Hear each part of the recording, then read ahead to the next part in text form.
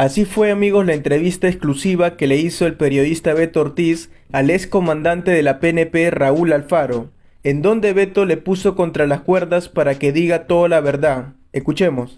De fuera. ¿No es verdad entonces que quien monitoreó toda la detención de Pedro Castillo fue el actual comandante general Angulo? En lo absoluto, no es verdad. Es importante establecer esto Sí, porque por supuesto. Usted Sí, por sabe que supuesto. todos son generales después de la sí, batalla. Claro. No, sí, claro, sí. Se dicen varias cosas. O sea, Cuéntenos detalles, por favor, para añadirle credibilidad a su relato. Cuéntenos los detalles de este monitoreo que usted hizo esa vamos a ver, tarde. querían ingresar a la Plaza Bolívar. Y yo le dije, pues obviamente, que eso no era posible y Ok. coincidimos. Pero vamos a Castillo. Pero- usted necesitaba una razón para detenerlo. Sí, pero ¿Cómo hizo para detenerlo si él, digamos, acababa de dar su mensaje y había que desarrollar una hipótesis de delito para poderlo detener? ¿Cuál fue? sí, pero ahorita llevo solamente un... Responda a la acusación directa que ha hecho él, diciendo que le entregó 65,000 soles a usted en su mano en la casa de La Molina dentro de un sobre. Vamos a escuchar lo que dijo hace un ratito. No lo tienen. Bueno, mientras lo tienen, el general lo ha visto y ustedes también. Él sostiene que en su casa de La Molina, que se ha visto en el reportaje del día de ayer, una casa muy lujosa, con piscina, ¿no? Dice él haberlo recibido y que le entregó 65,000 soles a usted en la mano. ¿Qué tendría que decir? Muy bien. Cosas. Si pudiera responder mi pregunta, Sí, por favor. respecto a eso, no es lo que se dice, no es lo que se ha mencionado. Respóndale, por favor, a la acusación puntual que ha hecho el señor Hernández Fernández. Le entregué en su mano 65,000 soles al Faro. Sí, no hubo tal entrega de dinero. ¿Usted conoce al señor Hernández Fernández? Sí, claro, sí lo conozco. Cuéntenos cómo. La primera vez que lo vi a Jorge Hernández fue en la inauguración de una gruta en la oficina de disciplina número 15 del Callao. ¿Recuerda la fecha? Eso fue en el año 2000. Estaba yo en la DIRIM en agosto. Eso ha sido muy qué año? difundido, muy publicitado. En el 2021. 2021. Gobierno de Pedro Castillo. Sí, claro. Ujú. Era ¿Qué la- cargo tenía usted, perdón? ¿Perdón? ¿Qué cargo tenía? Yo era director de investigaciones de la Inspectoría General. Bien. El jefe de la ODE hace una remodelación del ambiente, inaugura la gruta y padrino de esa inauguración era el señor Sergio Castellanos y estaba acompañado de Jorge Hernández. Allí se invitó al inspector general, el teniente general Roy Ugas, también asistió el general Manuel Vázquez, que era director de inspecciones, estuvo también como invitado el general Jorge Callas. Esa es la primera vez que usted ve en persona a Hernández Fernández, alias el Español. Sí, claro, esa es la primera vez. ¿Qué información le dan? Porque siendo usted, digamos, una autoridad, te tienen que decir quién es esta persona, de dónde salió. ¿Qué es lo primero que usted supo de él? No, allí se trabó una conversación muy amena, la verdad, con Sergio Castellanos y con Jorge Hernández. Se procedió a la ceremonia de inauguración de la gruta y los ambientes y después hubo una recepción en la azotea. En esa recepción ya el trato es más informal, se producen conversaciones, personas muy amables, se portaron muy amables y intercambiamos números telefónicos y ahí empieza, digamos, la relación con estas personas. Bueno, Sergio Castellanos no tanto, más con Jorge Hernández. Pero él está haciendo una acusación directa y demás. ¿Conoce la casa de La Molina? Sí, claro. ¿Con qué motivo acudió? Ahí asistí 3 veces. Ujú. La primera vez fue un almuerzo que invitó, asistió el exministro Willy Huerta. Y la segunda también, estuvo el ministro Willy Huerta, estuvo un rato, se retiró y por esa razón asistí. Y la tercera, igual, me invitó también un lunch en esa casa y asistí. Quisiera entender cuál era la importancia que tenía este personaje, apodado El Español, para que autoridades como usted, como ministros de Estado, hayan acudido a reuniones, a agasajos, lonches, almuerzos. Significa que era una persona importante. ¿Cuál era su importancia? Bueno, en mi caso, él manejaba información, tenía información muy certera de temas vinculados a actos delictivos, por ejemplo. Y ¿En qué área o qué tipo de delitos? en diversas áreas. Por ejemplo, en el caso del doble asesinato de estas prostitutas en el Jirón Cepita, en esa época yo era director nacional de investigación criminal y obviamente estaba encargado de las unidades que investigan delitos. Entonces muy preocupado porque fue un delito de gran impacto en la sociedad. Y Jorge Hernández tenía información respecto de las bandas criminales que operaban en esa parte de Lima. Y en esa ocasión yo le comuniqué al coronel Reboredo, que era el jefe de homicidios, para que contactara con Jorge Hernández y explotara la información que él tenía. ¿Por qué tenía él esta información? ¿A qué se dedicaba? Él tenía información de diversas personas, ¿no? Entonces, Correcto, pero era un hacker, era un fuente. chuponeador, intervenía a teléfonos. ¿Cómo obtenía la información? Él, entiendo, había tenido una actividad como vigilante particular, vinculado a la seguridad de su condominio, y así se había vinculado. No parece la casa de un vigilante particular esa, ¿no? No, él ha tenido varias casas. Cuando él se desempeñaba como tal, me parece que vivía en el Callao. Y bueno, él estaba vinculado a esa área. Además, trabajaba con Sergio Castellanos en la construcción de viviendas y tenían en el Cono Norte, me parece, habían tenido algún trato, alguna transacción con grupos de personas vinculados a invasiones, a eso. Entonces ellos conocía, Jorge, quiénes eran las personas que se dedicaban a este tipo de actividades ilícitas. ¿Quién es este señor Sergio Castellanos que aparece tan mentado en las entrevistas relativas a este tema? ¿Nos podría contar? Sergio Castellanos, el día de la inauguración de la gruta, se presentó como un empresario español que era propietario, tenía una empresa de construcción y tenía esa actividad. Y una persona que tenía un buen nivel de conversación, muy amable, igual que Jorge Hernández, y eso es lo que sabemos de él. Después no supimos más de Jorge Castellanos. En una conferencia de prensa el día de hoy, el primer ministro Alberto Otárola se ha referido a los cambios en la Policía Nacional y ha dicho textualmente lo siguiente: estamos limpiando la institución y esta limpieza tiene que ser de manera inmediata y tiene que significar que tengamos una cadena de responsabilidades. Escuchemos. Como ustedes habrán podido ver, el gobierno tomó una decisión inmediata en lo que respecta al comandante general de la Policía Nacional. Y esta decisión no solamente significó el retiro del general que ocupaba este cargo, sino también vino precedida de varios cambios de colocaciones que van a significar un nuevo enfoque en la seguridad ciudadana y la lucha contra la corrupción. Queremos que esta persona que ha venido trabajando o que habría tenido un aparato paralelo de espionaje y de toma de decisiones en el anterior gobierno, es una muestra más de cómo se tocaba el tema de la seguridad ciudadana. En consecuencia, estamos limpiando la institución y creo que esta limpieza tiene que ser de manera inmediata. ¿Se siente usted objeto de una limpieza general? En lo absoluto. ¿Qué le diría al primer Otárola? No, yo respeto la opinión del Premier, pero los cambios de generales este año, por ejemplo, los hemos hecho consensuados con el alto mando. Es decir, ha participado el jefe de Estado Mayor, el inspector general y mi persona. Entre los tres decidimos los cambios de los generales de acuerdo a los perfiles que ellos tenían. En una carta escrita el 24 de agosto del año pasado, Jennifer Paredes, la hija cuñada de Pedro Castillo, le agradecía a usted la gestión que estaba realizando hacia su persona. En esa frase se referiría al proceso sancionador solicitado por el expresidente Castillo, que debía concluir con la baja del coronel Harvey Colchado. ¿Usted interpuso sus buenos oficios para que Harvey Colchado saliera del equipo especial? En lo absoluto, exactamente al contrario. Cuando yo estaba en inspectoría, el presidente Castillo presenta la denuncia contra el coronel Colchado y solicita su pase a retiro. Le llamaban destitución, pero en realidad es un pase a retiro. Y se hizo el procedimiento que correspondía. Después yo soy promovido y asume la inspectoría general el general Mejía, y ese proceso terminó como correspondía, de acuerdo a ley y a lo que es justo, y se archivó. No se hizo absolutamente nada fuera de lo que corresponde hacer en el marco de la ley. Y eso es lo que siempre hemos tratado de hacer. Es más, en algún momento se dijo que había un proceso contra el coronel Colchado en Trujillo y que también con ocasión de ese proceso se lo separe del cargo por lo menos o sea pasado a retiro. Y se aplicó la misma actitud, es decir, no se hizo ninguna acción de exceso o de abuso ni contra Colchado ni contra ningún oficial de la policía. ¿Por qué le escribe ese agradecimiento entonces Jennifer Paredes? En principio ahí me parece que se refiere a su abogado también respecto de las gestiones, pero el abogado de Jennifer Paredes lo conozco de hace muchos años, de hace más de 30 años. ¿Quién es? Es el señor José Dionisio. El señor Dionisio, cuando yo ingresé a la escuela de oficiales en 1985, a primer año, él era cadete de cuarto año, es decir, era mi técnico. En la tradición de la policía es un trato de padrinos ahijados, digamos, ¿no? Entonces, Desde allí lo conozco al señor Dionisio. Una persona tranquila, muy bien. O sea, y es más, lo he visto en otras ocasiones también, en algunas reuniones de cumpleaños de amigos en común.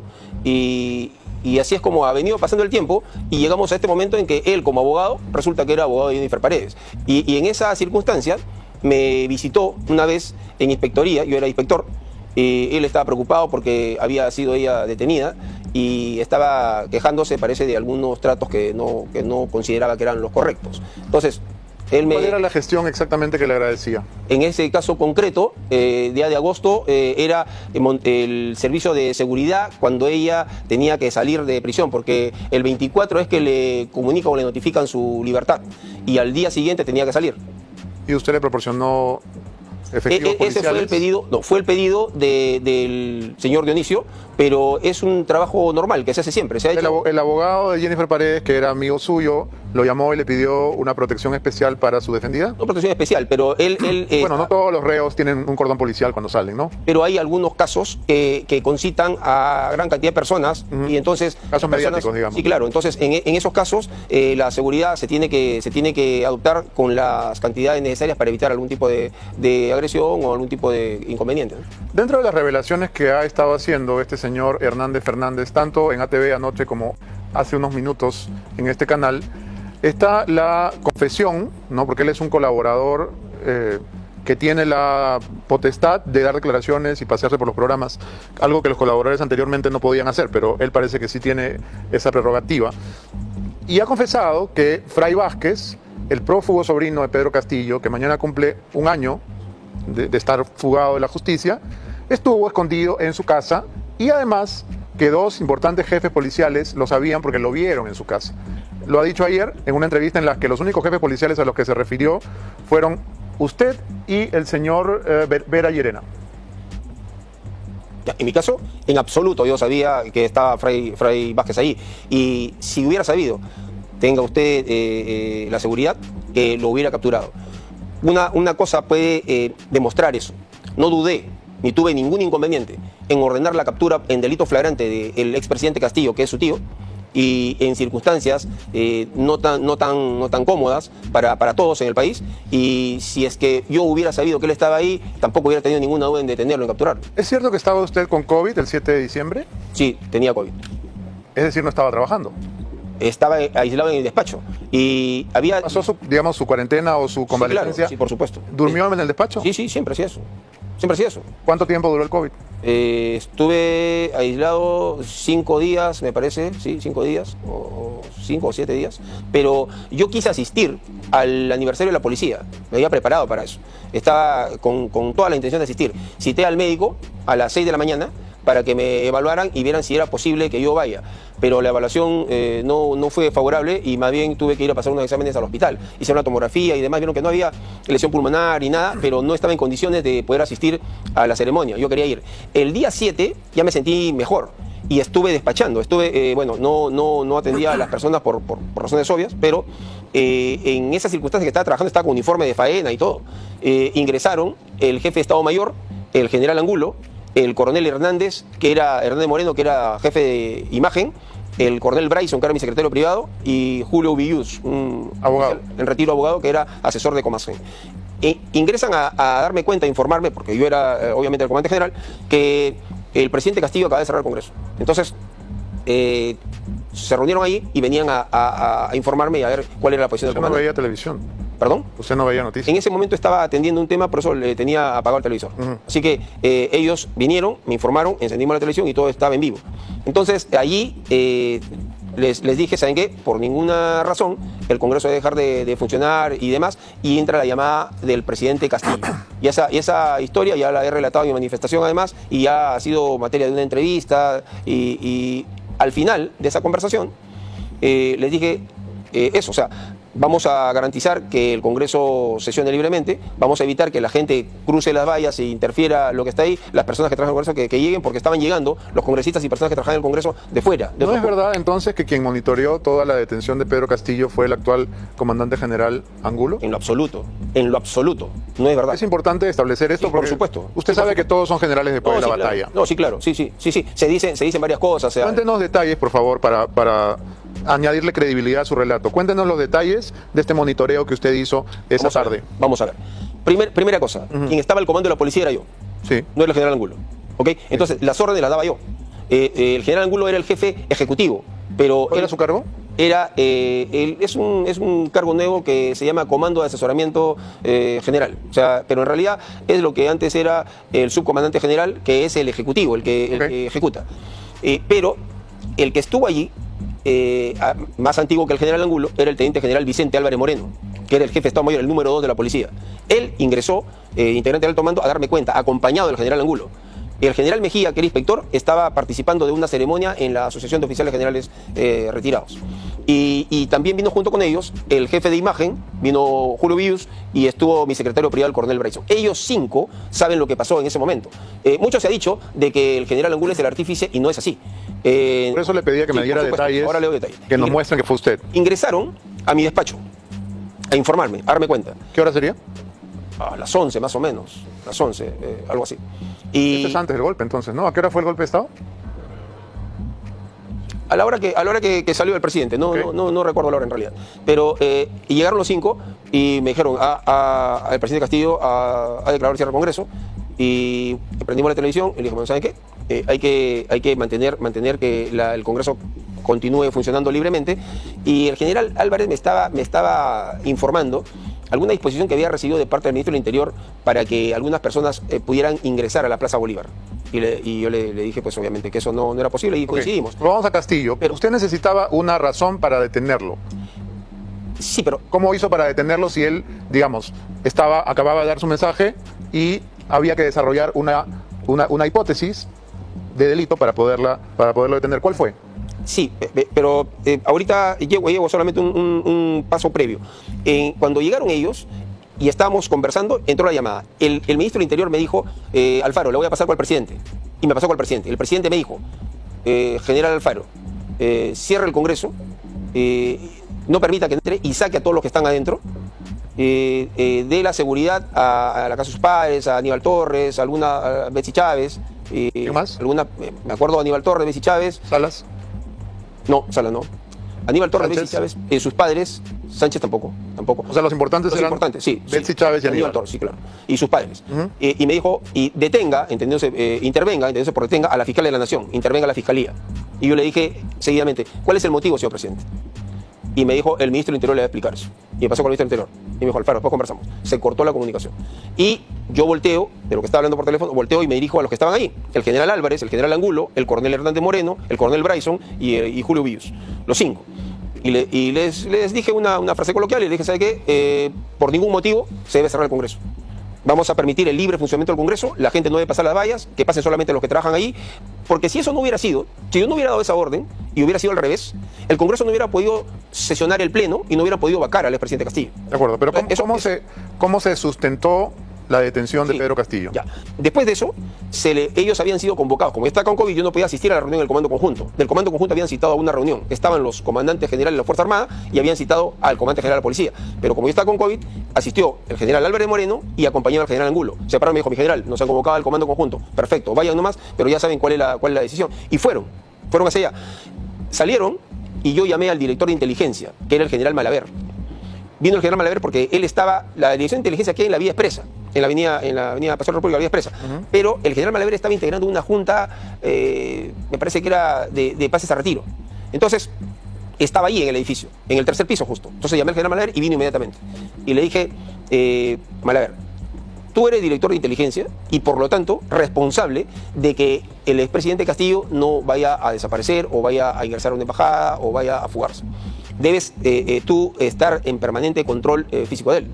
Y él hizo las llamadas, se comunicó con el general Isetti y se comunicó con el coronel Navarrete, que era el ejecutivo, y con los demás para coordinar eso. En vivo se estaba transmitiendo más o menos el movimiento en Palacio de Gobierno. Y le dije, debes impedir que él vaya a sustraerse, vaya a evadirse, vaya a salir. Salió él y efectivamente pensé lo que me mencionabas hace un momento, es decir, ¿cuál va a ser el motivo de la detención? ¿Cuál fue? No es tan fácil en el momento de decidir cuál es el delito flagrante tratándose de un delito que no es usual, que no es común, no es un robo, no es un hurto. Era un delito de rebelión y de conspiración, y había que determinar los elementos materiales. Es decir, se había producido el hecho, pero un policía no es abogado e incluso los abogados pueden tener opiniones distintas. Entonces, Claro, pero un policía tiene que desarrollar una hipótesis para claro, poder sí, por detener. supuesto. ¿Cuál fue la hipótesis? Sí, claro, que él había incurrido en el tipo penal de rebelión y de conspiración al haber cerrado eso. Ahora, pero no había armas, pero él, al ser jefe de las Fuerzas Armadas, entonces se entiende que la disposición estaba también sobre todo el personal que utiliza armas. Entonces, hice una consulta, saqué mi código penal, revisé, entré en la convicción de que así era, llamé al general Angulo y le dije, Jorge, a Malaver ya me había dicho que tenían ubicado y todo, y no estaba yendo, ya había en la avenida Wilson, había sido desviado hacia la región Lima, y me dijo, sí, efectivamente, aquí está, procede la detención, procedan a detenerlo. Ya, ese ha sido el curso de los acontecimientos en el caso del autogolpe. Yo estaba al mando de la institución. ¿Usted recuerda cuándo le diagnosticaron COVID? Sí, días previos. ¿Era su primer COVID o ya le había dado? No, ya era el tercer COVID. ¿Sufre usted de asma? Sí. ¿Y por qué prefería quedarse en el despacho y no ir a su casa a descansar? Porque siempre me quedo en el despacho. Yo normalmente terminaba a las 2 de la mañana, todos los días. O sea, la Comandancia General de la Policía es un trabajo muy recargado. Y el día a día, ceremonias y toda la serie de compromisos que hay que ver, impiden que uno pueda despachar temprano los documentos que son de rutina del día a día. Y eso lo dejamos para la tarde, para más tarde. Bien, volviendo al testimonio del español, él dijo ayer en el programa Día D que le había pedido a usted que lo contactara con el coronel Colchado y que usted le dijo que se quedara tranquilo, que lo estaban tejiendo. ¿Reconoce esa declaración?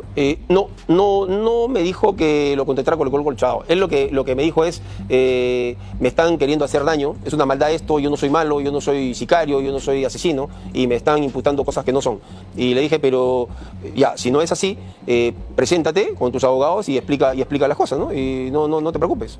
Y eso es lo que le dije. No me dijo que lo contactara con Colchado. Pero él me dijo, pero me van a detener. Si me presento me van a detener, me quieren detener. Bueno, estaba atemorizado y le dije, pero si no tiene nada que ver, no te preocupes. Entonces yo me preocupé, o sea, el señor Hernández, una persona que se había portado siempre muy amable conmigo, muy dispuesto a darme información. Me dio permanentemente información, permanentemente. Hasta el final daba información importante. En los últimos tiempos, respecto de las protestas sociales, de más o menos quiénes estaban detrás de eso, qué cosa iba a pasar, lo que estaban pretendiendo. Y esa es otra parte también, si me permites. No solamente se tuvo la actitud de detener en flagrancia al expresidente Castillo luego del golpe de Estado, sino lo que vino después también fue muy duro y muy intenso. Y yo al comando de toda la policía en primera, en única línea en realidad, pudimos contener todo este embate y todo este ataque muy violento con más de 800 heridos, algunos muy graves, algunos mutilados en la policía.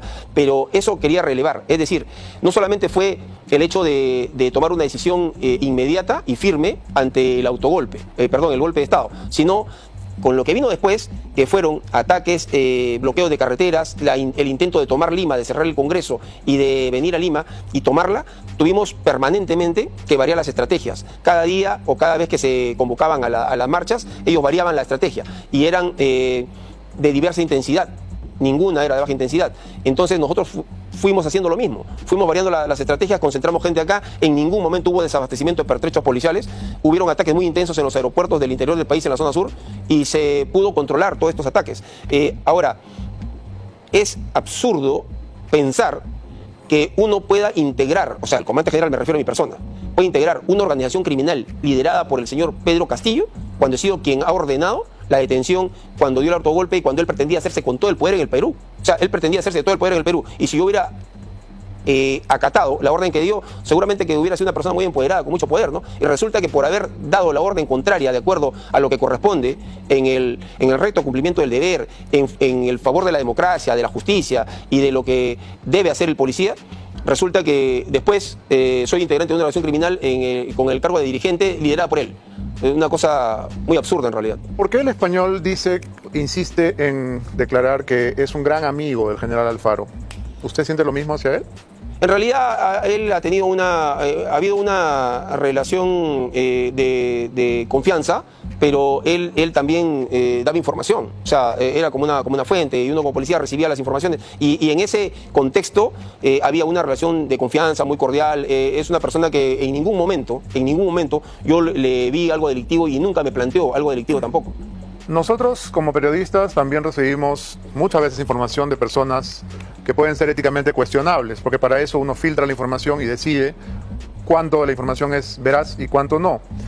Usted nos ha dicho hace un momento que El Español tenía información del tema de las prostitutas asesinadas, tenía información de conflictos sociales y tenía información de tráfico de terrenos, que es un delito con el que se relaciona, por lo menos en las investigaciones. ¿Nunca tuvo escrúpulos frente a un personaje así? Lo que pasa es que uno como policía recibe, yo soy un policía de investigación, entonces igual los periodistas pueden entender eso, ¿no? La fuente puede ser de diversa índole. Sí, sin duda, pero y uno no podría tener ninguna dificultad en sentarse a recibir información, aunque fuera el jefe. Un terrorista puede sentarse a recibir información de un asesino en serie, si es necesario. Claro. Pero da la impresión de que acá había una relación de camaradería, porque él habla de reuniones en la casa, no se entiende cómo puede pagarse semejante caserón con piscina a una persona que se dedica a darle información o a proporcionar datos estratégicos. ¿Usted vive en San Borja? Sí. Y El Español también, ¿verdad? No. Fray Angélico no es una calle de San Borja. Sí. ¿Él no vive ahí? No. ¿Usted vive ahí? Sí, yo. Ok. Yo vivo en Fray Angélico. ¿No eran vecinos entonces? No, en lo absoluto, nunca. No. ¿A qué distancia viven? No lo sé. Su casa está en La Molina y mi casa está en San Borja. Ok. Entonces las imágenes de Fray Angélico son el allanamiento a su casa. Sí, claro. Sí. ¿Cómo se ha sentido de que haya terminado siendo allanado? ¿Cómo crees que me siento? Por eso se lo pregunto. En realidad, una mezcla de varias cosas, ¿no? Impotencia, indignación por todo esto, ¿no? En realidad, un exceso. Ya he relatado más o menos mi trayectoria, pero adicionalmente quiero decir que también se ha dicho que a mí me designaron porque uno estaba pidiendo, pero en ningún momento se ha dicho que no se toma en cuenta la trayectoria. O sea, el ministro Willy Huerta me dijo en su despacho: a ti te han designado por tu trayectoria profesional. Ahora, yo he estado dentro de los 3 siguientes al comandante general conforme dice la ley, y de los 3 seguramente que no es esto un ánimo de menoscabar nada, pero digamos, los logros profesionales habían sido tomados en cuenta para eso, ¿no? En una entrevista que le hizo nuestro reportero Ismael Tazaico la semana pasada, el general Vera Llerena sostuvo que a usted le había indicado Pedro Castillo que coordinara con Vera Llerena sobre el gringo, que era la manera como Pedro Castillo llamaba al señor Hernández Fernández, alias El Español. ¿Esto es cierto? En absoluto, ¿no? Perdón, el general Vera Llerena... Pedro Castillo le dice a usted que coordine con Vera Llerena sobre el tema del gringo. En lo absoluto, no, jamás, nunca.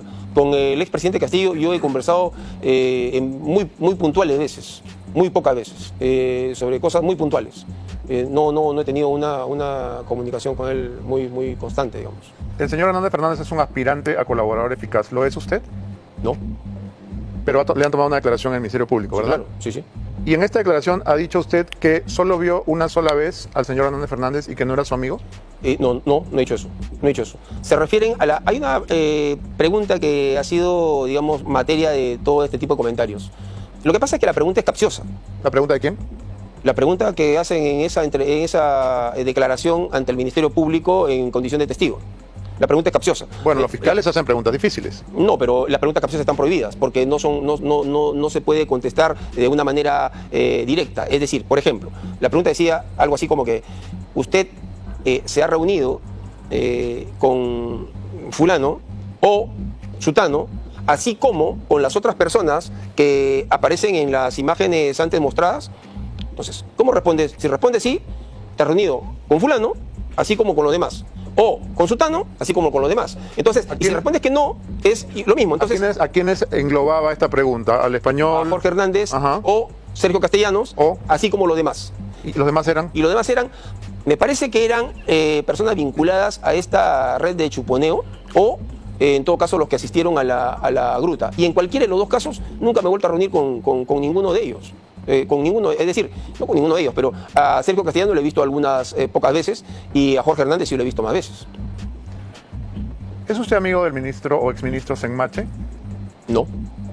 ¿Qué tipo de relación tiene con él? Laboral, las veces que hemos coincidido para trabajar ahora en el